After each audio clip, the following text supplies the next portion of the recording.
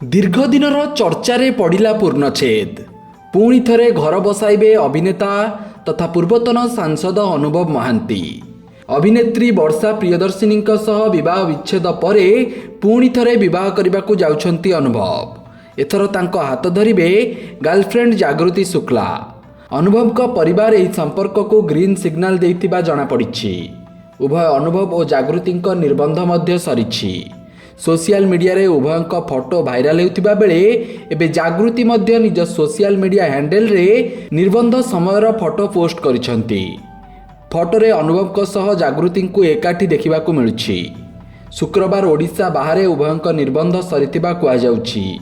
ତେବେ ଆସନ୍ତା 11 ତାରିଖରେ ଉଭୟଙ୍କ ବିବାହ ହେବ ବୋଲି ଚର୍ଚ୍ଚା ହେଉଥିଲେ ମଧ୍ୟ ଏନେଇ କୌଣସି ସ୍ପଷ୍ଟ ସୂଚନା ମିଳିପାରିନାହିଁ। ଉଭୟ ପରିବାର ଓ କିଛି ଖାସ୍ ଅତିଥିଙ୍କ ସହ ଓଡ଼ିଶା ବାହାରେ ଦୁହେଁ ବିବାହ କରୁଥିବା କୁହାଯାଉଛି। ଦୀର୍ଘଦିନ ଧରି ଅନୁଭବ ଓ ଜାଗୃତିଙ୍କ ସମ୍ପର୍କ ନେଇ ଚର୍ଚ୍ଚା ହେଉଥିବା ବେଳେ ଏବେ ନିର୍ବନ୍ଧର ଚିତ୍ର ସାମ୍ନାକୁ ଆସିଛି। ନିକଟରେ ଜାଗୃତି ଶୁକ୍ଲା ଅନୁଭବଙ୍କ ବାୟୋଗ୍ରାଫି ମଧ୍ୟ ଲେଖିଥିଲେ, ଯାହାର ନାଁ ଥିଲା ବ୍ଲକ୍ ବଷ୍ଟରରୁ ବାଲାଟ ବକ୍ସ।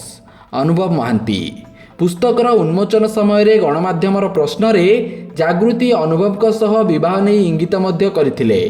ଏବେ ଉଭୟ ବିବାହ ବନ୍ଧନରେ ବାନ୍ଧି ହେବାକୁ ଯାଉଛନ୍ତି, ଯାହାକୁ ନେଇ ସୋସିଆଲ ମିଡ଼ିଆଠୁ ନେଇ ଗଣମାଧ୍ୟମ ସବୁଠି ଜୋରଦାର ଚର୍ଚ୍ଚା। ବ୍ୟୁରୋ ରିପୋର୍ଟ, ସତ୍ୟପାଠ ନ୍ୟୁଜ୍।